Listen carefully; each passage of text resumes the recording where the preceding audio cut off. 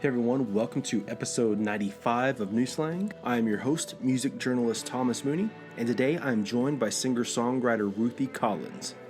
Ruthie released her latest record this past April, and despite the name, Cold Comfort is a warm and serene listen. There's a sense of tranquility in her voice, even while she's singing about heartache or break. And that's really kind of the bedrock of this album, that vulnerability in her songwriting during this time. And she blends it really well with these desert-swept swells. One of the things I've always loved about the desert is how sunsets and sunrises are just a little bit longer out here. A lot of the songs on Cold Comfort, they feel like they occupy those moments during the day. Those are often the times when you're most alone. You're thinking about what you're going to be doing that day or what has happened that day. And you also kind of save this time during the day for those difficult conversations with others, and more times than not, like those difficult conversations with yourself. I feel like I talk about this a lot, but I always love when a record knows what it is and just kind of goes for that. You don't always have to try and be everything all the time. And Ruthie, she doesn't try and spread Cold Comfort too thin by trying to check all the boxes. There's comfort in it being a record of desert-swept ballads, some cosmic country ambiance, some really nice sunny and bright choruses, and then of course Ruthie's raw honesty. As always, I'm a proponent of starting off records at track 1, but if you need a Cold Comfort sample, I'm a big fan of the song Wish You Were Here. I really enjoyed speaking with Ruthie about this record and about songwriting. But before we get on to the interview, please subscribe to New Slang on iTunes, Spotify, or wherever you get podcasts. Leave a 5-star review while you're there. And if you have a second, go ahead and write a review. Tell me who I should be trying to get on the podcast. Follow me on Twitter and on Instagram at _newslang. Go give the podcast page a like while you're at it. And if you enjoy New Slang, share the podcast with friends and family. And of course, a simple retweet or share does so much. All right, here is Ruthie Collins. Well, let's just go ahead and start off with, you released this record I guess it's been just about a month now. Yeah, April 3rd. Since About Cold a month and Comfort a half. came out. Yeah. Mm-hmm. Well, I'm assuming you didn't anticipate releasing it at in the midst of a pandemic. Yes, my psychic premonition powers don't actually take me very far, so no, I did not.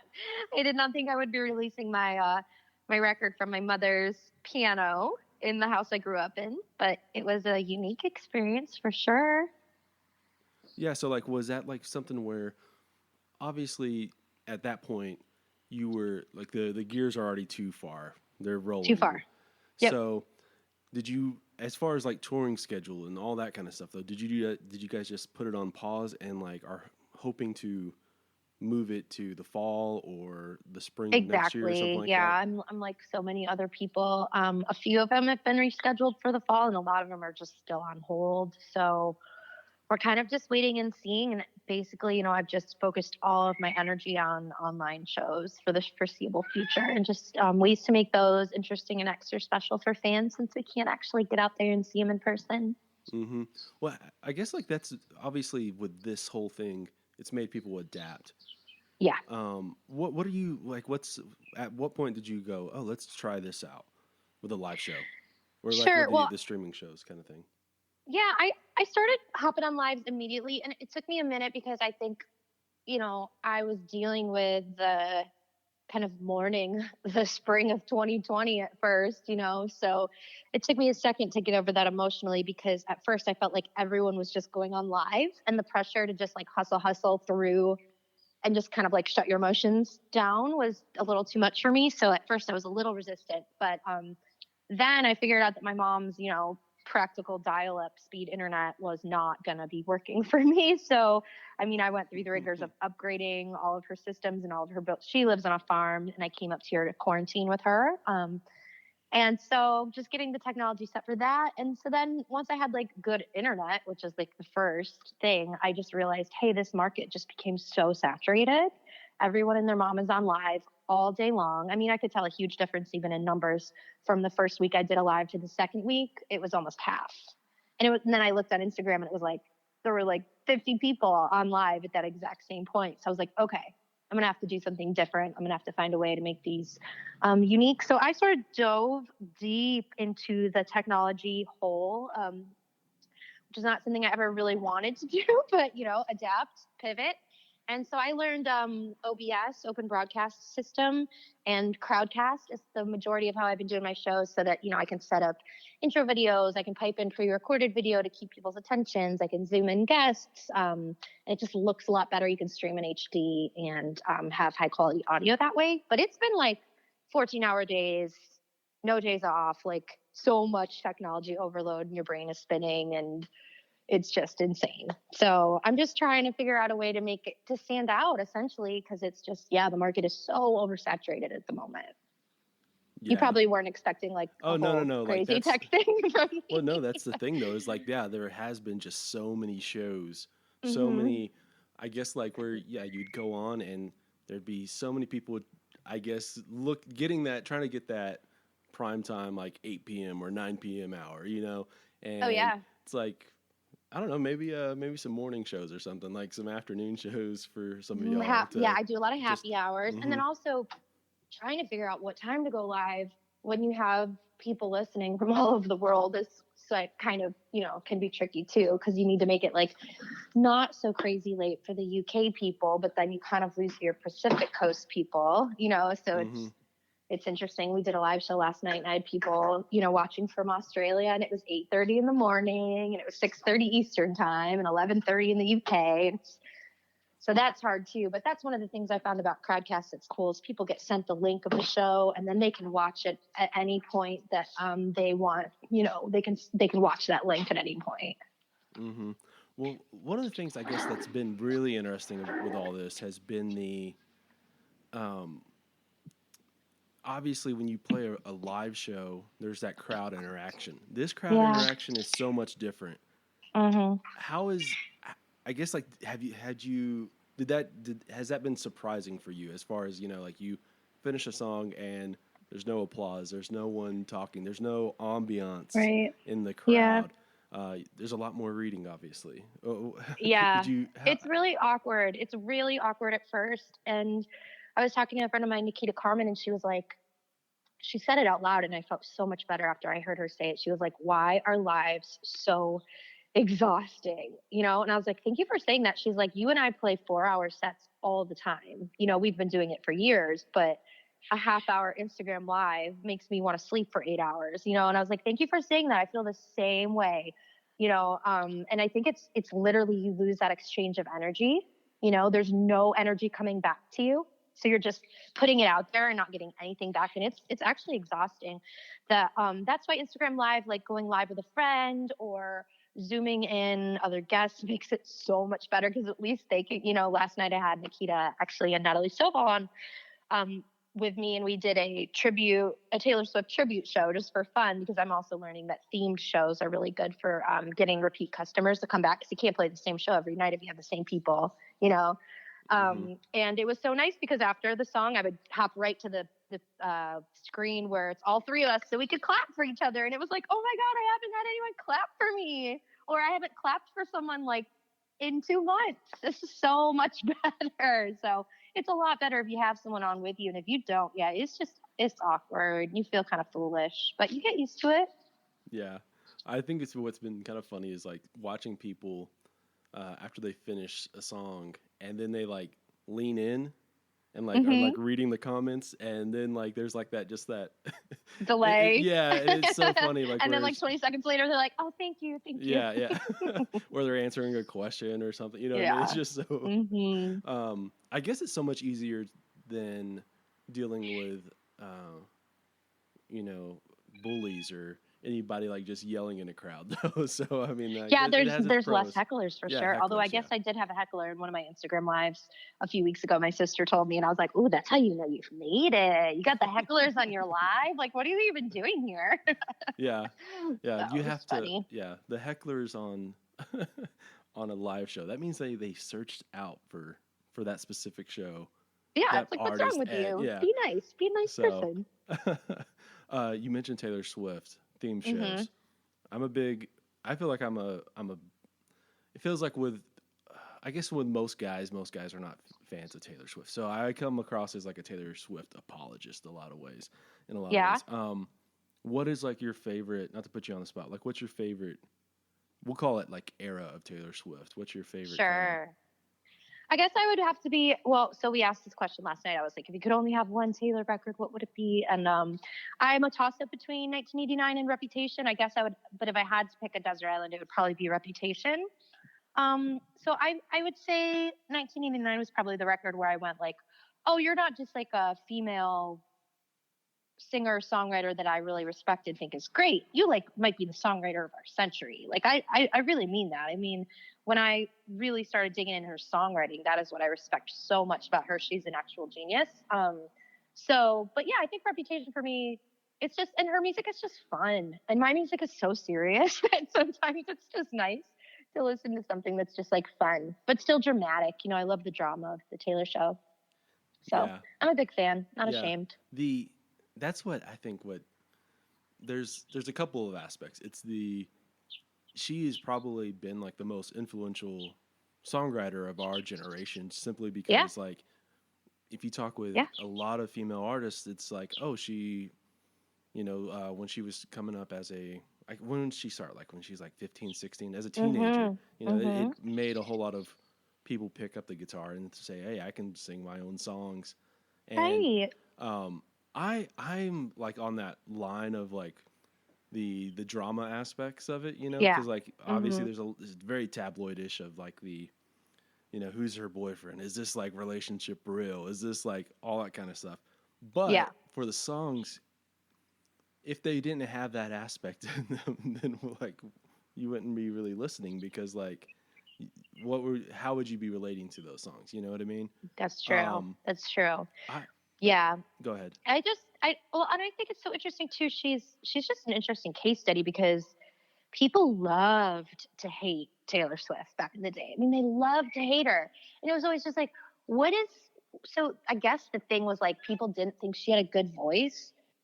But since when is that the reason that we respect a musician?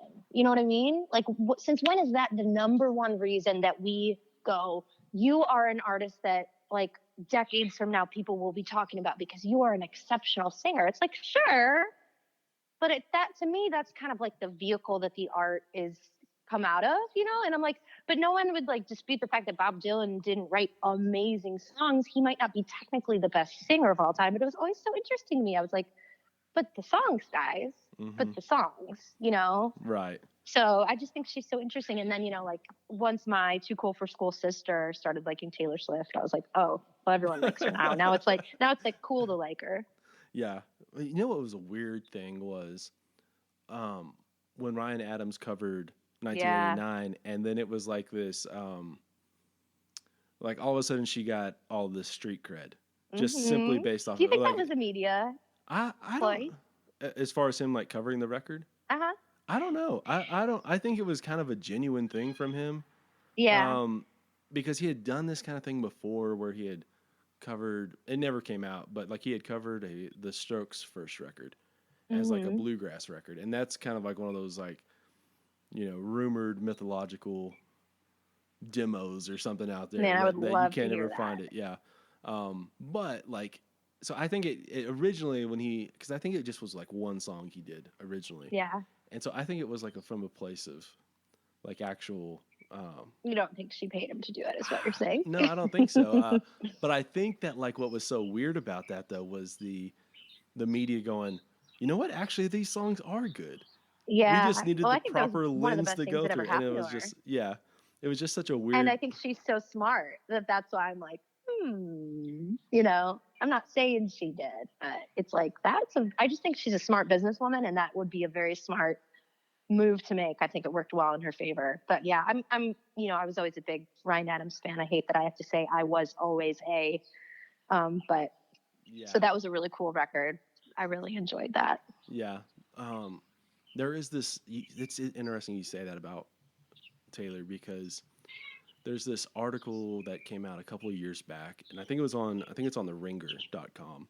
And it's about, I guess, where they had taken like 10 of their staff members and asked them like, what was the moment that you you started realizing that like Taylor's just really good at marketing herself, and like some of Mm-hmm. this stuff may be media, like a fake thing, and then it goes Right. back to the whole, is she actually dating this person, or is it Mm-hmm. because she's wanting to be in People magazine or something. Right. Right. So I don't know. And what were people saying? Well, they had different answers. Like one of them Yeah. was like when she started dating, um, what's his name? Joe Jonas. Was it one of the Jonas No, guys? no, no, no. What's crazy is like I think it was like Gyllenhaal was one of the answers. One Oh, of yeah, yeah, them was yeah. like when she That was like a was. Nashville thing, right? I feel like I remember seeing a Hmm. picture of her in Nashville, like the Whole Food or something. Whole Yeah, Food. there's like when she started. Um, I don't know. Like there was a lot of really great answers, but like it was just a great like think piece, I guess, in a lot of Yeah. ways. Um, Going back to Taylor though, like as far as her writing goes, one of my friends pointed out like the line from Back to December is like one of the great lines, and I feel Mm-hmm. like it's I so covered that underrated. song last night, so Oh, I did love you? that we're talking about this. It's that line. It turns out freedom ain't nothing but missing you. Yeah. That line Love it. right there is like maybe the best line she's had, in my Yeah, opinion. it's really good and so true. So true, Taylor. This is just going to be a Taylor specific podcast. Yeah. No. Yeah, well, I'll send you the link from the show last night. You'll enjoy it if you're a Taylor guy. Yeah. Yeah. That's What have you thought about like her latest album? I really liked it. It wasn't like wasn't quite as like monumental for me as the last two, but I really liked it. I thoroughly enjoy it. Love Miss Americana. It didn't, yeah, for some reason it didn't like change my life as much, but I love it. I think it's great. One of the things about that record that I was just let down by was the Dixie Chicks collaboration, because I just thought like they were going to be so much bigger an integral part of that song. I thought they were going to have an actual like, I don't know, contribute. They would contribute more than just harmony vocals. More, Yeah. So that was just a yeah. little bit of a That letdown. song, yeah, I gotta say for that one, I feel like I'm not really up with all of the Taylor gossip. Like if you had Nikita on the phone, she would know everything and all the things. So I'm sad to say I didn't even get that song. Like, so I listened to it and I was like, this isn't a great song to me. Like it was a weaker song on the record. And then when I was talking to my friends about it, I was like, what's up with this song? Cause like the Dixie Chicks are on it, but I wouldn't have known. And like, it seems kind of like the weak link. And is somebody sick? Like what's going on? And they were like, oh, her mom's sick, Ruth. And I was like, oh, sorry. Like I didn't even know. So that made more sense. And I felt bad, but yeah, I thought we would have seen something, you know, a little more up to Taylor par and Dixie Chicks par for that song. I think that was a little bit of like, oh, okay. But I get it. You get emotionally attached to songs, and they make projects because they mean something to you. And that's special too. Yeah. Yeah.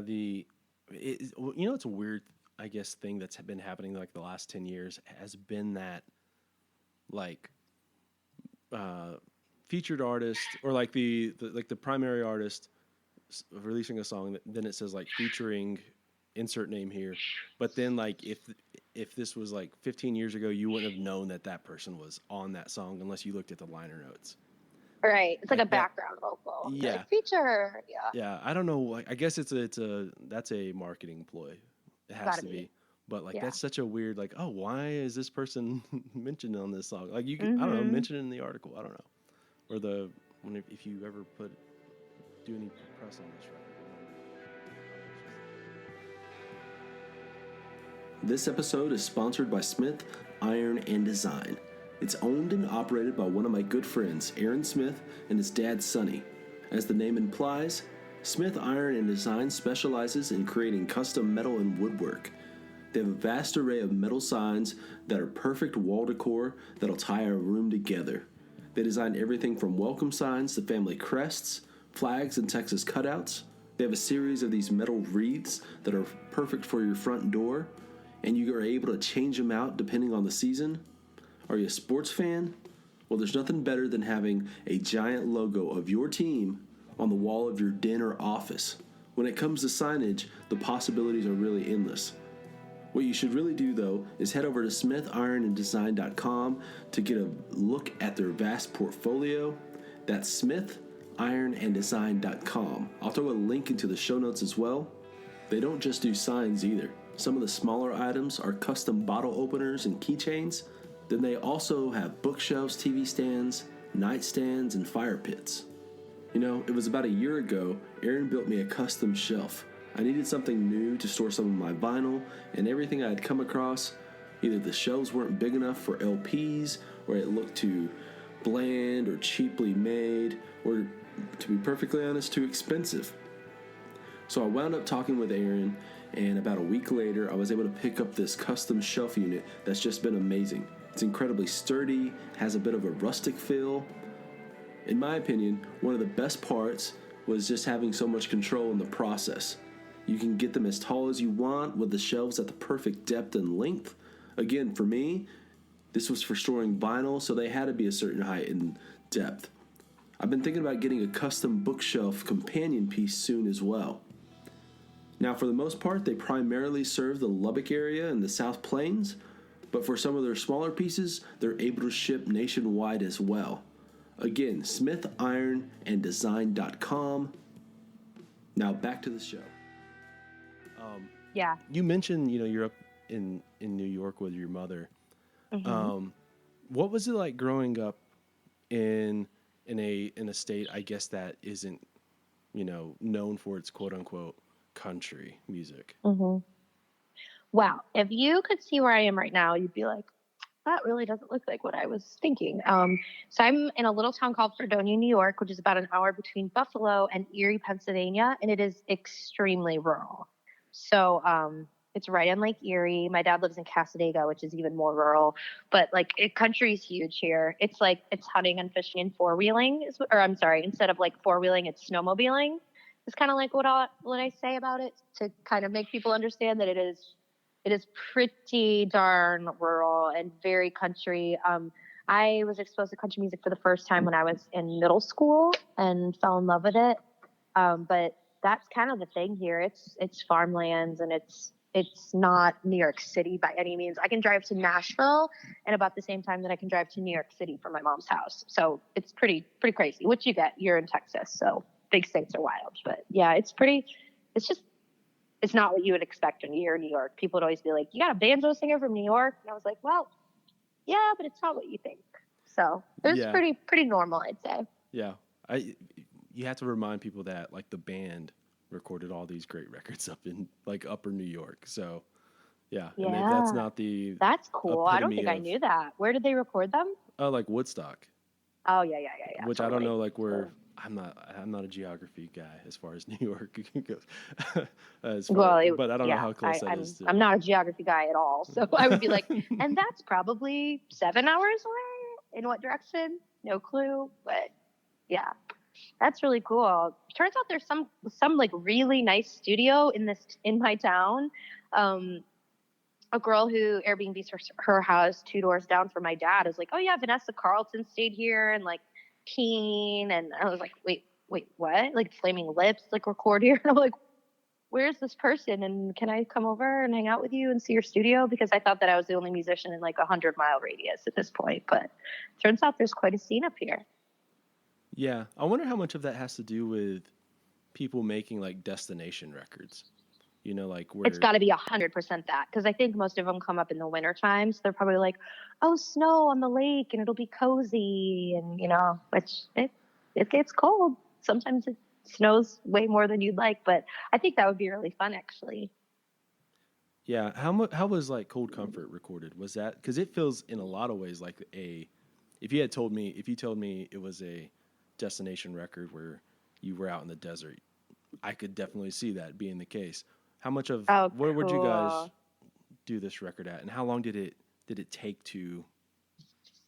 How long were y'all in? I guess the recording studio. Process of it, yeah. So it wasn't a destination record, but in a way it was as well. So I recorded it at Curb, which I've recorded my first full length record and my first EP there as well at the Curb Studios in Nashville. So in that way it wasn't, but at the same time, both of my other projects were pieced together over years. And that's just kind of the way that it always went for me. And then when the record label would get excited about something, then it would be like, oh, throw together the rest of the project, and it was kind of always just like, yes, sir, whatever you can do to get something out. But this time I sort of bucked the system, and I got a little fed up, and I just booked studio time and to see what would happen. And then no one really caught wind of it. So we went into the studio with a band for 3 days, and then we recorded the band first day and second day. We did vocals the third day. We did strings and vocals the third day. And then I think the fourth and fifth day we did like overdubs and background vocals. So basically, this is the only record I've ever done that we did all in the same time on purpose, picked the songs on purpose, like the way it should be, really, in most cases. And yeah, I was just lucky that I didn't get dropped, because about halfway through the week, my CEO caught wind of what was going on and was like, what are you doing? And I was like, well, I asked what I was supposed to be doing while I was waiting for you to release a single. And you said writing and recording. And I've been writing, so I figured it was time to do some recording. He was like, oh my God. So, I've never done anything like that in my life, but then they decided they loved the record, so it worked out. So it was great because I got to kind of do what I wanted, and there was no A&R guy involved until after the whole thing was made, which is different. There's no one from the label at all except for the engineers. So it was really wild. I produced it with my guitar player because I knew what I wanted. I knew the sound I wanted, and Wes Harley produced it with me, and he and I hired a band that was basically people that loved the same records that we loved. So we knew that we wouldn't be fighting over tones or trying to get them to play something differently than they would for every other person that they play for in town. We didn't want to hire the same studio musicians that were playing on everything. And so it sounds different. And it was just a wild experience. I've never done anything like it, and I hope to make all of my records that way. But I love that you think it sounded like it was made out in the desert. That's perfect. In my mind, it was. Yeah, that's you mentioned the whole like getting studio musicians who aren't on everyone else's record. I feel like sometimes that happens where, especially like in smaller music scenes, like right now, like I live in Lubbock, so there's a pretty good music scene here, but what ends up happening, I feel, every few years is that everyone uses the same guitarists and the same, even just like the same drummer and bass guy. So then, and like, they're a team, and they do their things their way. And that's cool and everything. But then also at the same time, sometimes like all of a sudden there's like 10 records that all sound the same because obviously they're using the same people and the same instruments and the same studio. And I think it's so important to go out and like have your own people. And totally. Totally. And I think it's so cool that the people that played on my record are like my first calls to go on the road as well, because we have this relationship, and it's not like, oh, well, I got this crazy guitar player, who studio rate is insane and I could never get him to go out on the road. It's like, no, I got the perfect guy that I want. And like those guys are all touring musicians as well. And it's just really fun. You get to kind of keep it in the family that way. Right. Did you, when you mentioned the whole, like, where it felt like so many, like your previous work felt really cut and paste as far as making a record goes. Does that feel like you're like in a phase or like in a fog or like just a Groundhog's Day kind of experience because you don't really know what's going to happen?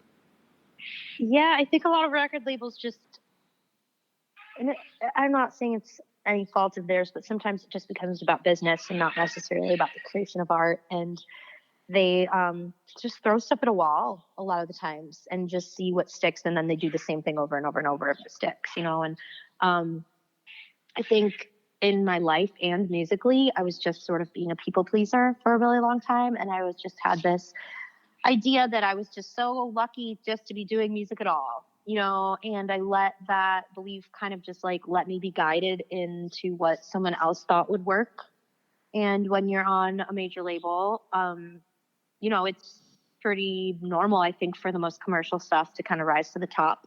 And that's what happened with me. And it was really honestly just like we were releasing whatever I could do that was getting the label excited or to notice me at all, because it was just a tough climate in country music for women. So anything that I could do that they were excited about, I was like, okay, that must be the right thing, And then it's interesting when they went away or stopped paying attention to me long enough for me to kind of catch up and go, well, this is what I would do if I could do anything I wanted. So I should just go do that. That's the thing that I felt has had the most success for me. And, I think that people like it more than any of the things I've ever done before when I was actually trying to please people. So that's kind of an interesting twist of it as well.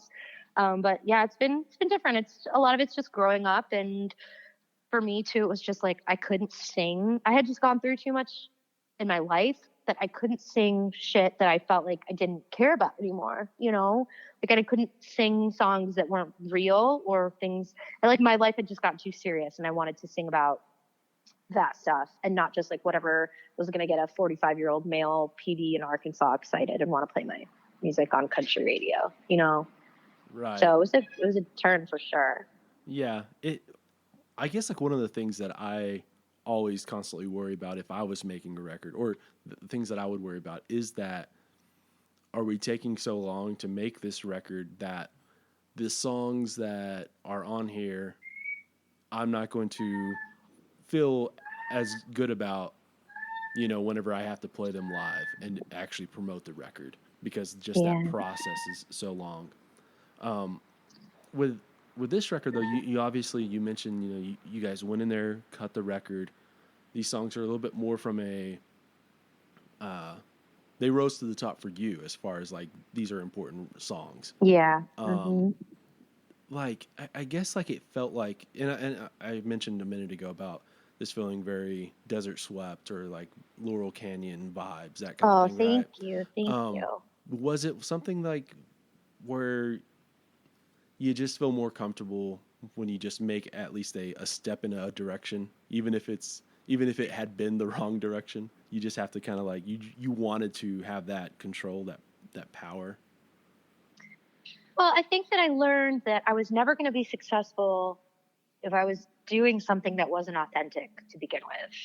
And once I realized that, or learned that lesson, or started to believe that, then I really had no choice but to do the thing that I really wanted to do. So I don't know that I felt powerful when I was doing it. It just felt like brave. I guess it felt brave, but mostly scary brave, not like, wow, I'm on top of the world, I'm doing it, and so strong, it was like, oh God, what's gonna happen, kind of Right. like at the top of the roller coaster, and then slowly started evening off, and I was like, okay, I don't think my world's gonna end because I broke the rules. It doesn't seem like I'm even really gonna get in trouble, which is great, so I was definitely rewarded in that way, but yeah, I just felt more comfortable.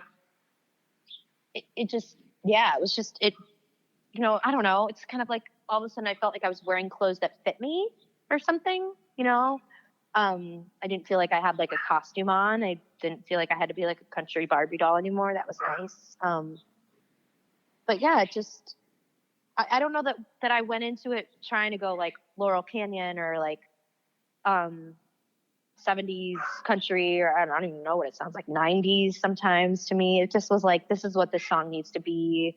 And I hired the people that, loved Patty Griffin records and loved Kathleen Edwards records and loved Ryan Adams records, so that, when I made a reference, they would get it right away.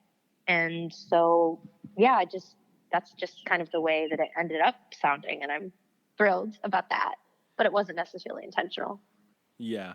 It's the one thing I've always wondered is when you're cutting a record, because I've tried to ask people this too before, and they kind of were like, no, not really. I don't know about. But you're like, you said that in the studio, when you're like, you have this sound in your mind that you're trying to get out, that you want this to be a certain thing. How often do you go, yeah, can you make that a little bit more Patty Griffin-ish on that song, as far as, insert song title here, that record, whatever. How often does that happen? I feel like that happens all the time. Like, But that might be me. I'm super picky, super involved. I'll be singing guitar lines, and everyone, like, I think the players get really mad at me. Well, for instance, it was actually Joshua Tree. We were cutting that, and the guitar player played the solo during the instrumental section of Joshua Tree, and my producer and I and the engineers were in the in the main control room, and Adam Lemire finished this guitar solo, and my producer looked at me and he said, "Oh my God, that was beautiful." And I was like, it was stunning. And I was like, too bad we can't use it. And he just looked at me and he was like, "What are you talking about?" And I was like, I don't do guitar solos. And he's like, "But that was the perfect guitar solo." And I was like, it was. If this song needed a guitar solo, it would be perfect. And instead we wrote a melodic line, that went back and forth between baritone guitar and the strings. And I was like, and he knew that about me. He's like, "Oh, because I don't like solos. I like parts. I like melodies. I don't like, you're never going to hear, Cold Comfort got a little bit there for me where, the guitar and the lap steel are playing back and forth. And that would almost be considered a big solo. And that's probably as close as I'll ever get. But I'm super picky. I know what I want. The other complaint I hear most from the people I work with is that I like chop everything out, just like simple, more simple, more simple, more simple. But for me, it seems like, I don't know. I think someone told me once, it was like, you have to act like, as a musician, you have $100 a day to spend, and every note that you play costs you $1. So only play the notes that really, really need to be there. And I feel like when you think about it that way, like, everything just becomes a little more precious. So, but yeah, so I would be like, "Oh, can you do the drum? Can you, make the drum sound a little more like La Cienega just smiled or something?" And he'd be like, "Oh, like this," So yeah, we make those references all the time, and we sent out files and folders of songs to listen to, and did massive amounts of pre-production and rehearsals. So we knew we'd a lot of it, going in, we knew what we were going to do. Yeah, I always feel like if I was a record producer, that's how I would talk. Mm-hmm. I don't know if like the people I've talked with, they were just wanting to be a little bit more technical, Mm-hmm. or something. But like, because I don't speak that language at all. I don't, can you? I don't even know what an example would be. So like, I feel like I would have to just use song examples. Yeah. Yeah. And yeah. I think, I went to a pretty nerdy music school where they like taught you how to sing drum parts to a drummer. And then I felt like ashamed about not being good at that for so long. And I would say that too, like, "Oh, I just don't speak drums," or whatever. And it's like, you don't have to do that. Like, no drummer wants to like sit there and sing a snare drum to them. It's like, I think the referencing songs is great. It's great. Right. Yeah. It's interesting. You said you like these more melody fills versus like guitar solos. What I was just 1,000%. when you said that, like, I guess what I thought of instantly was Eric Clapton's Layla. Like how like Mm-hmm. obviously that has like such a massive guitar solo, but it's also like split where like the last half, you're more like last half of Layla as far as like the Yeah. long instrumental part. Yeah. So. Yep. Yeah, it's like, it's purposeful, But what's really interesting that I've learned about myself that doesn't make any sense? If it's an electric guitar noodling, I'm like, "Oh, stop, please." If it's a fiddle, I'm fine with it.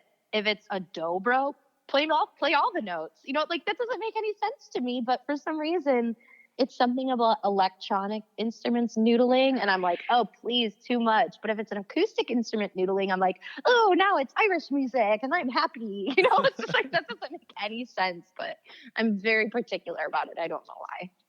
Yeah. I think like I don't know, like you just saying like you're more on the melody part. It makes a lot Mm-hmm. more sense now when I'm thinking about this record because a lot of this album feels very there's a mood to a record and Mm-hmm. that this record just has like that.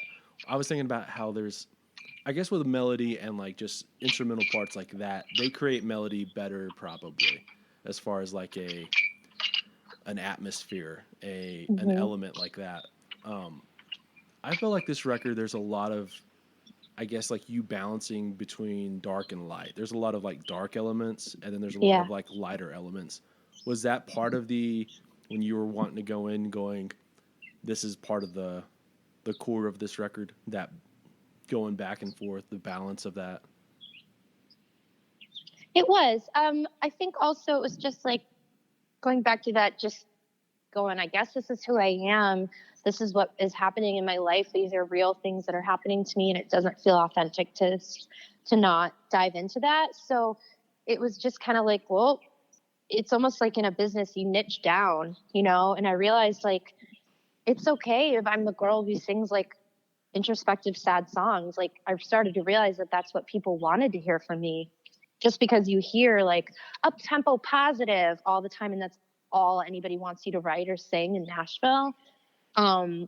I started realizing, well, that's, people don't want to hear me sing that at shows. I don't get requests to sing Kelsey Ballerini songs. That's not what they want from me, you know? And so when it was like, it's okay to do that, then I just sort of gave myself permission to fill this record up with whatever, and not to think like I have to balance it, you know?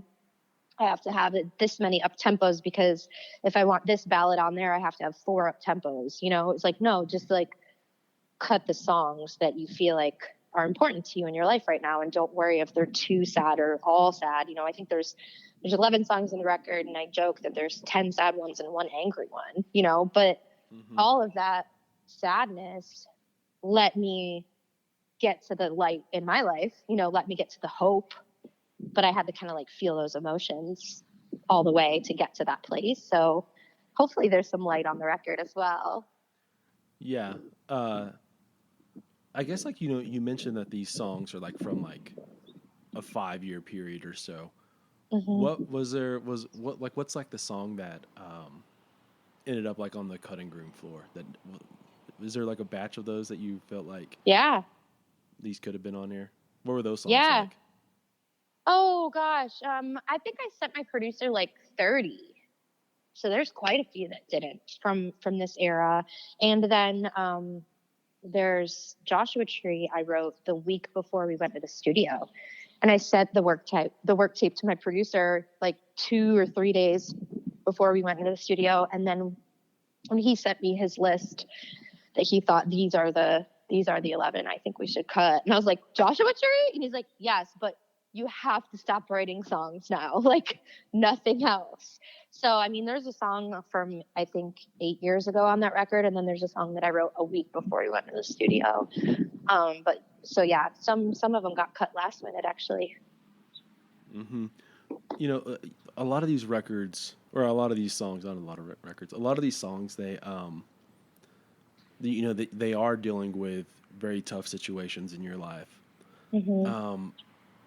As a songwriter, like, how do you find that line between writing it down and, you know, going to be performing it, recording it, and maybe like do you hold anything back? No, I don't. I think that's just me though. My friends would tell you I'm crazy in that regard.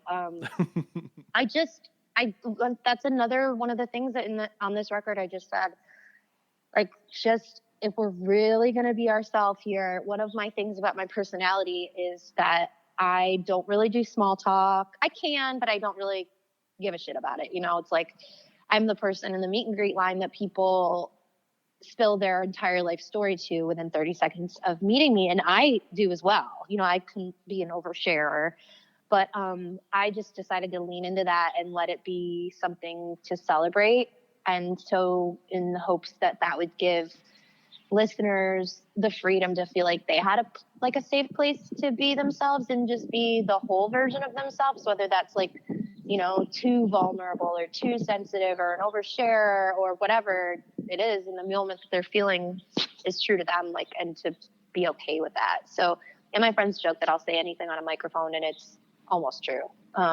So with these songs, it was just like, I wrote them as I was feeling them. None of these were songs that I sat down to write like on a Wednesday with this title in mind, with the exception of Joshua Tree. So, you know, they're all songs that I wrote while the situations were happening. So, but it honestly never even occurred to me, like, is this too much? Do I want to let people in this much? It never even occurred to me. It was just like, well, if we're gonna be ourselves here, like, this is who we are. And I think I had kind of gotten comfortable with that at this point. My last record was called Get Drunk and Cry. So I was already the Get Drunk and Cry girl. So you can't, get much more emotional or vulnerable from there. Although I guess I did. So. Yeah. Well, there's like that line from a White Stripes song, The Denial Twist, where he says, make sure to never do it with a stranger because he'll tell everyone in the world.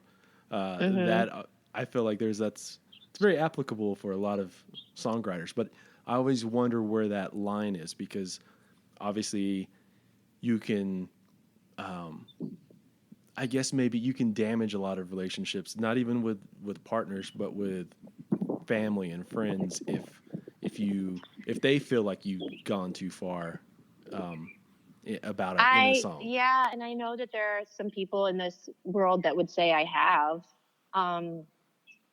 And I know some people who have told me that they had songs to write that they didn't write because it would have hurt their spouse's feelings. And maybe that's why I'm 36 and unwed. But I just feel like my responsibility is to the song.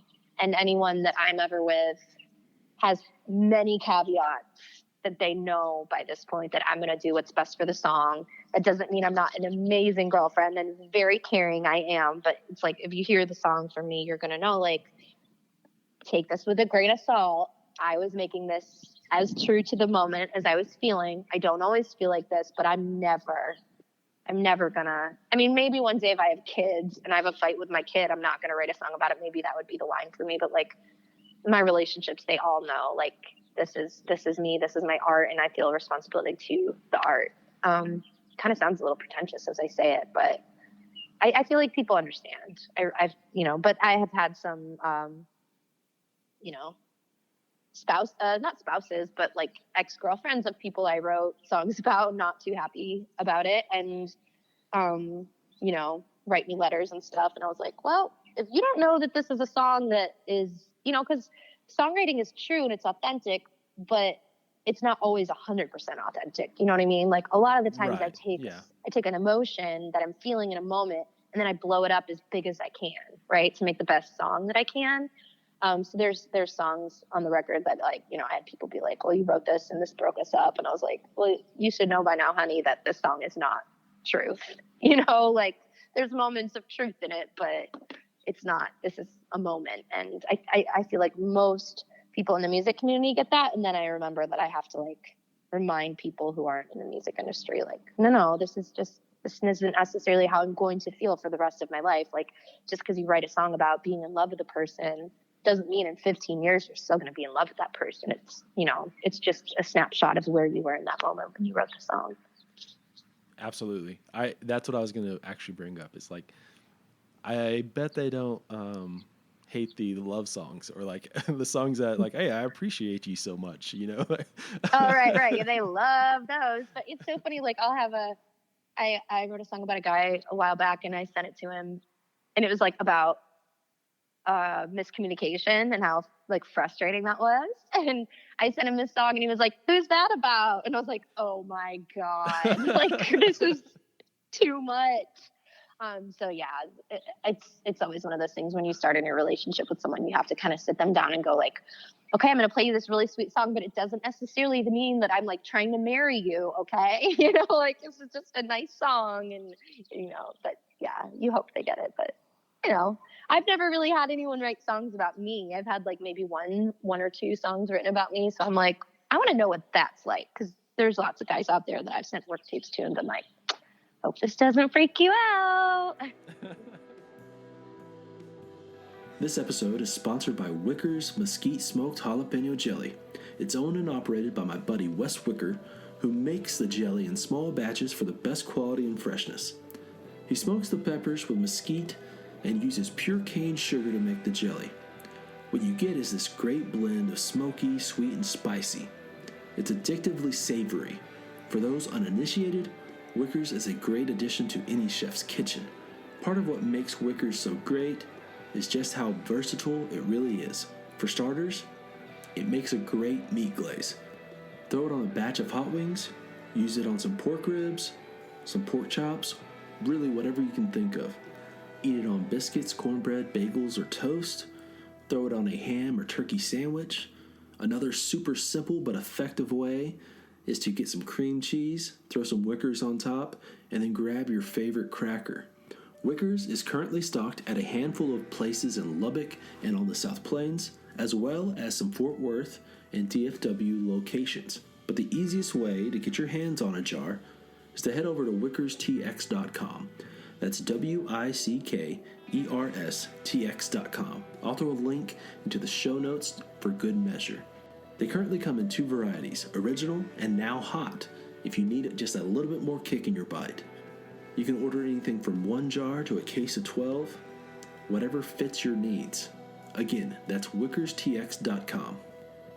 Okay, back to the show. That's one of my favorite things, I guess, has been this whole thing about,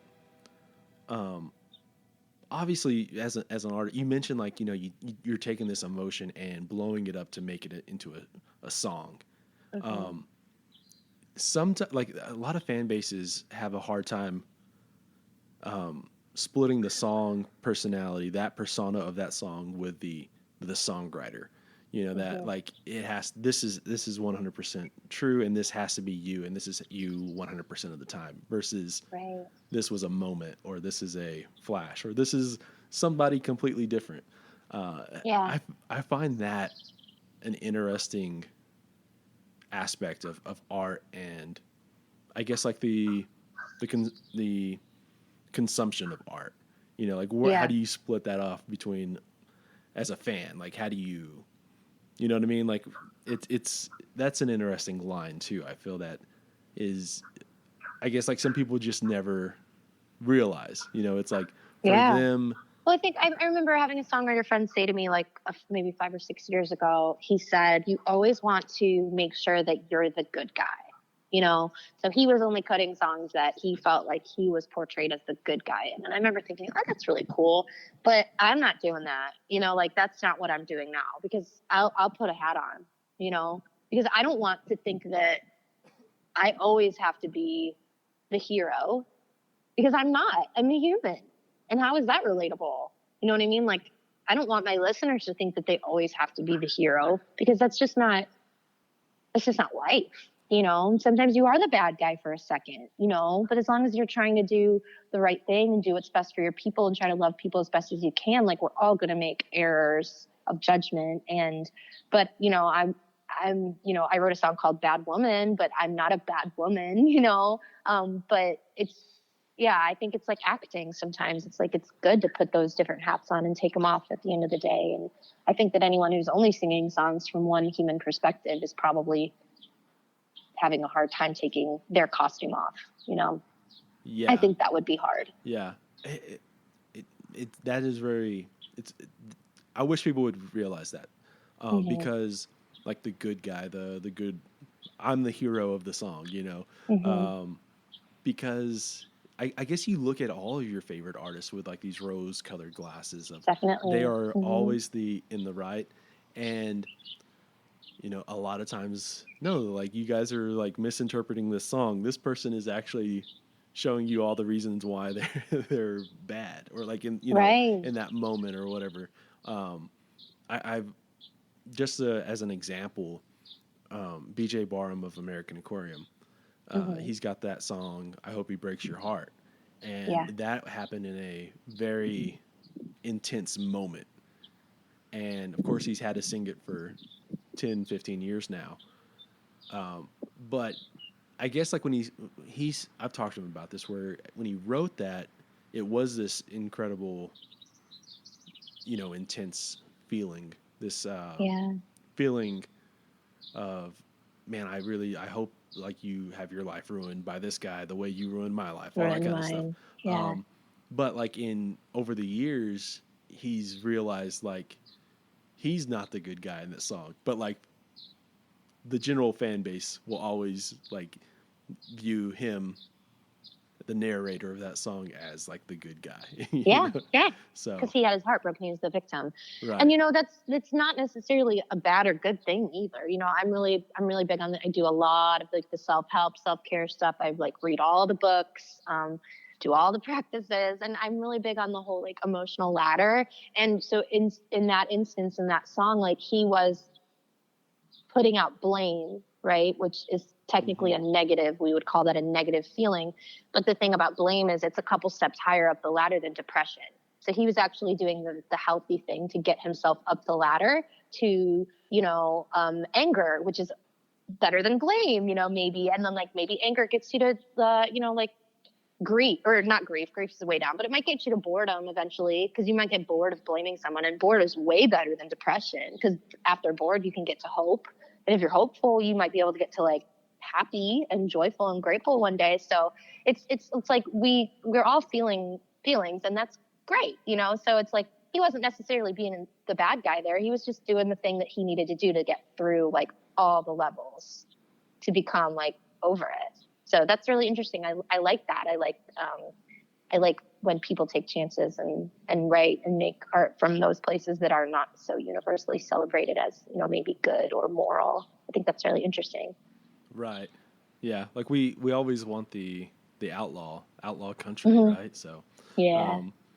Okay. And I guess that's true. It makes the people feel like that's who they are in that moment too. Like I've been wronged before, and here's a guy who's like saying it like this, and yeah, like I'm on your team, buddy. It's interesting. Yeah, I feel like we're all the person who, man, I had that. You think of the clever comeback 30 minutes later. Oh wait. And he thought of it like it within the moment, So yeah. Or I guess maybe I've heard that like what he was telling me that when he wrote that song, they were at a show, like one of their shows, and that she showed up with this new guy. And after the show ended, he went back to the green room and wrote like a very rough draft, like of that song, and then went back on stage and performed it. And no, like, so wow, it is a very much like still in the moment kind of feeling. But anyways, that's amazing. Yeah. Now I feel like this is I feel like I'm simplifying this too much, but like, how many of these songs did you, when you were finished writing, since they were about these really dark and intense times, how much better did you just feel getting them out onto paper? Or well, is it not that easy? It was a dark, some of these were a darker time in my life, so I'm not going to pretend like a lot of them weren't written at 2 a.m. after a bottle and a half of red wine, so I'm not sure that I did feel better right away, but I always feel better. What I've learned though is it's interesting when I write a song that I really love, especially like a sad one, that the emotion is like maybe more emotionally charged.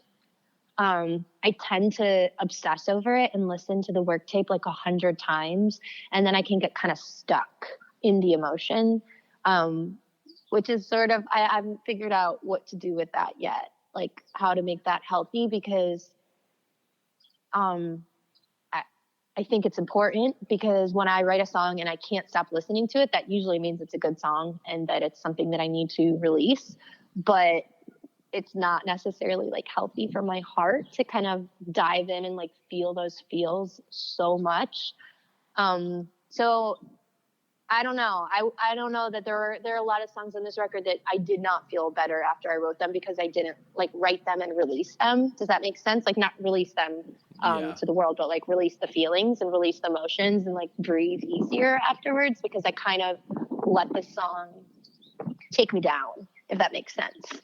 And I think, hopefully I'm older and wiser, and I know enough about my own emotions to know when to just let it go and move on and do something else, or take a nap and not obsess, But yeah, this just was a period in my life where I hadn't really learned that yet. So I'm not sure that any of that made me feel better right away, Yeah.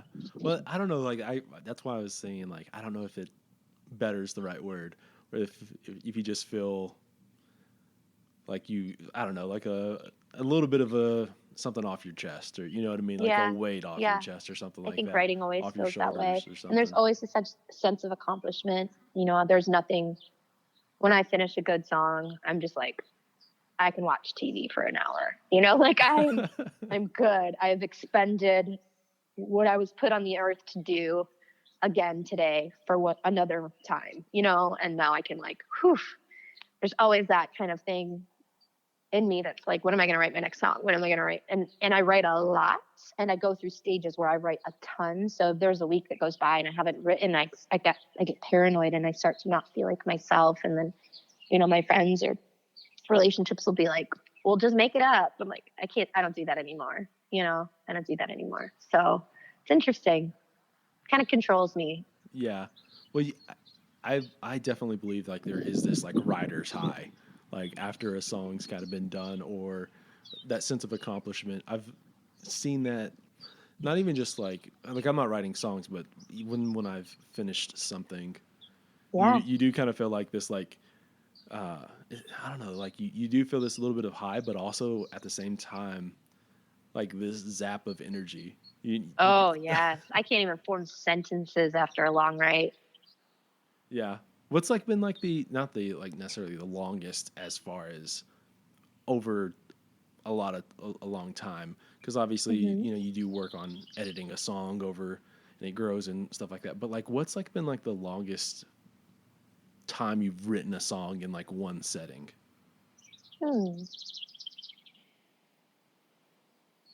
Well, I guess it would be back in the day when I was doing a lot of the Nashville co-writing stuff. We would, you know, you go in at 10, and there's probably been a few days where I went home at 5 or 6 without a finished idea, and we would have to get together for another session. But that's not really how, that's sort of like, not always, but I would say 98% of the time for me, that means that I'm not really like in the creative flow, and it's probably best to abort ship and come back when I've like aligned a little better with my creativity. Because normally the songs that I end up cutting come out pretty quick, like 15 minutes to an hour quick. Yeah. At least the majority of it. You know, I might stew on a bridge for a couple days while I'm like driving around or doing other things, but the majority of the song is written pretty fast. Yeah. How much have you been doing during this like downtime? Writing music wise? Yeah. Almost nothing. But that doesn't mean that I haven't been working. So I've written maybe 3 songs since I got to my mom's house 2 months ago, which is like very concerning. But I've been spending so much time learning this technology for these online shows. I'm also learning Logic and how to like audio engineer my own stuff. So that's taken up a lot of time. And I'm actually working on a book right now that I'm trying to spend a little bit of time writing every day. So I haven't really been focused on songwriting too much, but I'm still just giving myself a break, and I'm in the portion of my life where I am writing when I'm inspired to write. I have so many songs that I wrote in 2019 that I'm still obsessed with, that I feel like my next record is already going to be really hard to pare down. So I'm not like stressed about. I guess I'm just really lucky when I go through my stages. I write so much that I can kind of give myself a break if I'm not in a super busy, you know, season of writing. Yeah. Writing a book, like has that proven to be incredibly just way different than songwriting, or is it like what's the major differences?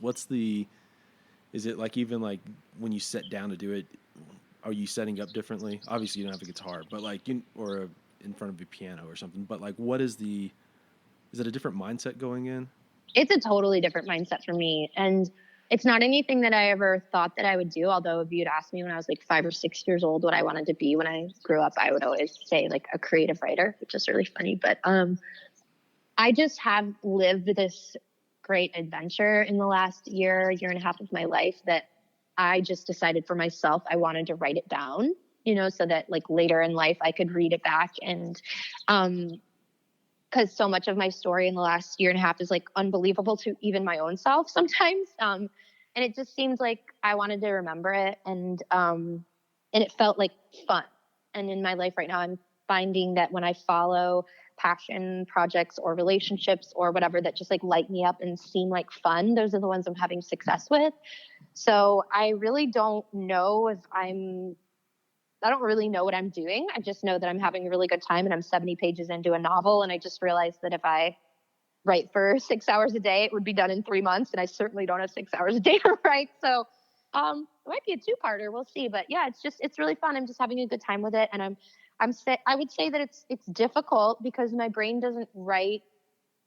I guess like writing poetry is so much more different, and so much more subjective. And I am being hard on myself, and it's hard to know what good writing is. You know what I mean? And so for right now, I'm just kind of letting myself off the hook there. And I'm just trying to get the story down. And then I'll go back and read it and go like, oh, now maybe I should make this good, but for right now, I'm just trying to get it all down on paper. And I have no idea what happens from there. It just felt like something I was supposed to do. So I'm doing it. Yeah. I always think that like sometimes if I'm stuck on something, just getting it down is the first, that's like just do that. And then figure out all the, the flowery language, if you will. Or, exactly. You know what I mean? Or that's the part that stresses me out. It's like, which I'm finding that's just like years in the music industry where I was worried about what other people were going to think and worried about whether those people were going to respect me as a musician. And it's the same thing. I'm like, oh, people are going to read this and be like, she's not a very good writer. And I'm like, who cares? It's a great story, man. So yeah. It's interesting and it's different. And it's fulfilling, but very different. Yeah. You said like 6 hours a day. I don't know if I could sit down and write for 6 hours. That's yeah, no way. Yeah. I'm trying to do an hour a day. And recently the past 2 weeks, my workload has been so intense that I'm like, there's no way. I think I wrote half an hour today and that was like a huge accomplishment. Yeah. That's I don't know. That's really interesting. I've always thought that we sometimes break down artists too much into, oh, you're a songwriter, you're a singer, you're a guitar player, you're, you paint, you write short stories or whatever. And I think a lot of times artists don't necessarily view that as the breaks in between all those. Like I just do art. That's what I do. And if it means I paint or I sculpt on this and write about it on this or whatever, that's just how it goes. It's just like wherever the spirit is leading you that day. It's all art, right? Yeah. It's okay. So you're writing a book. I spoke with Haley Witters a few weeks back for a podcast and she's painting. It's interesting right now to see these people try and find that other channel though of do you think like this is going to help you be a better songwriter? I guess I would say doing anything in life that I feel brings me joy and lights me up is going to make me a better songwriter. And right now this is doing that. So I would say yes. Yeah. Just because I feel like staying in your creativity is so much about making sure that you're like staying tuned into like the frequency of your purpose in life or your inner being or whatever you want to call it. And I know that whenever I'm doing that work, that's when I'm making my best art. So this is something that's lighting me up and bringing me joy. And that always helps me. So it's sort of a roundabout answer, but yes. Yeah. I kind of figured. I feel like maybe that was a dumb question, but yeah, it's been really great talking with you. We're so nice to talk to you too. An hour here, so. Thanks for giving New Slang a listen. Be sure to check out Cold Comfort by Ruthie Collins. Check out episode sponsors Wickers Jalapeno Jelly and Smith Iron and Design. Until next time.